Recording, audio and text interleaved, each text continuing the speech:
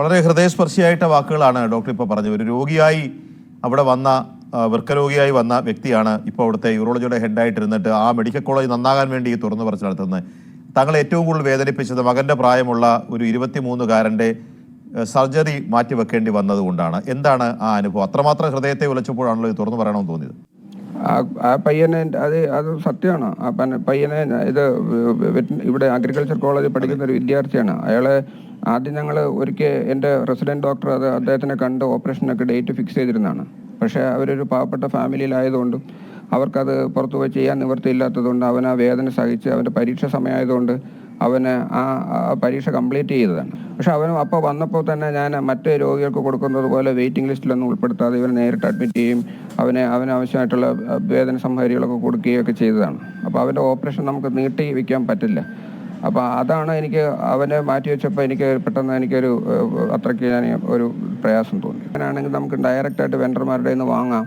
കാരണം ഒരു രോഗിക്ക് ഒറ്റയ്ക്ക് വാങ്ങാൻ പറ്റില്ല. ഏതാണ്ട് 58,000 രൂപയോളം വിലയുണ്ട്. അത് രോഗിക്ക് ഒറ്റയ്ക്ക് വാങ്ങാൻ പറ്റില്ല. അതുകൊണ്ട് അവർ പിന്നെ ഷെയർ ചെയ്ത് അവരുടെ സാമ്പത്തിക ശേഷി അനുസരിച്ച് അവർ ഷെയർ ചെയ്ത് അവരത് വാങ്ങും. അതായത് ഒരു സെന്റർ ഓഫ് എക്സലൻസിൽ ചികിത്സയ്ക്ക് വരുന്ന രോഗികളിൽ നിന്ന് ഡോക്ടർക്ക് പിരിവെടുത്ത് ആശുപത്രി ശസ്ത്രക്രിയാ ഉപകരണങ്ങൾ വാങ്ങി ശസ്ത്രക്രിയയും ചികിത്സയും നടത്തേണ്ട അവസ്ഥ 6-7 മാസമായി ഇവിടെ തുടരുകയാണ്. അവർ വിചാരിക്കുന്ന ഒരു പക്ഷേ എൻ്റെ ഏതെങ്കിലും ബിനാമി ആയിരിക്കും, ഞാൻ ഗൂഗിൾ പേ വഴി അവർക്ക് പൈസ കൊടുത്തിട്ട് അതിന്റെ പങ്ക് പറ്റുന്നുണ്ടെന്നൊക്കെയല്ലേ അവർ വിചാരിക്കുള്ളൂ. മെഡിക്കൽ കോളേജ് ആശുപത്രിയിലെ ദുരവസ്ഥ തുറന്നു പറഞ്ഞ ഡോക്ടർക്ക് വ്യാപക പിന്തുണ കിട്ടിയതോടെ ഡോക്ടറെ പിന്തുണച്ച് വിവാദം തീർക്കാൻ ആരോഗ്യമന്ത്രി അച്ചടക്ക ഭീഷണി വിട്ട് സർക്കാർ ഉൾപ്പെടുന്ന സിസ്റ്റത്തിന് വീഴ്ചയുണ്ടെന്ന് വീണ ജോർജ് സമ്മതിച്ചു. ഡോക്ടർ ഹാരിസിനെതിരെ നടപടിയെടുത്താൽ നേരിടുമെന്ന് KGM-CTA മുന്നറിയിപ്പ് നൽകി.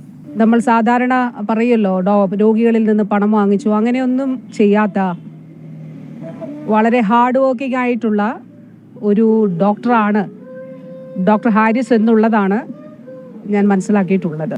ആരോഗ്യമേഖല നമ്പർ 1 എന്ന് ആവർത്തിക്കുന്ന വകുപ്പിന്റെ അവകാശവാദങ്ങളെ പൊളിച്ചെടുക്കുന്നതായിരുന്നു ഡോക്ടർ ഹാരിസ് ചിറക്കലിന്റെ തുറന്നു പറച്ചിൽ. ഡോക്ടറുടെ പോസ്റ്റ് വൈകാരികമെന്ന് തള്ളിപ്പറഞ്ഞുള്ള DMEയുടെ ഇന്നലത്തെ വാർത്താ സമ്മേളനം സർക്കാർ നിർദ്ദേശപ്രകാരമായിരുന്നു. ഹാരിസിനെതിരെ അച്ചടക്ക നടപടി ഉറപ്പെന്ന നിലയിലേക്കായി വകുപ്പിലെ നീക്കങ്ങൾ.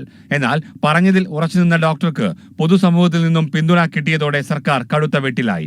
ഇതോടെ ഭീഷണിയുടെ ലൈൻ മാറി. തനിക്കും വകുപ്പിനും സർക്കാരിനും രക്ഷാപ്രവർത്തന ശ്രമവുമായി ആരോഗ്യമന്ത്രി. ഡോക്ടർ ഹാരിസ് ഇവിടെ പറഞ്ഞിരിക്കുന്ന വിഷയം അതൊരു സിസ്റ്റത്തിന്റെ ഒരു പ്രശ്നമായിട്ട് നമ്മൾ കാണേണ്ടതായിട്ടുണ്ട് എന്നുള്ളത് കാണും. പ്രൊസീജിയറിൽ അനാവശ്യമായിട്ടുള്ള കാലതാമസം നേരിടാൻ പാടില്ല, വളരെ പ്രധാനപ്പെട്ടതാണ്. ആ അനാവശ്യമായ കാലതാമസം ഈ വിഷയത്തിൽ ഉണ്ടായിട്ടുണ്ടോ എന്നുള്ളത് കൃത്യമായിട്ട് പരിശോധിക്കപ്പെടും.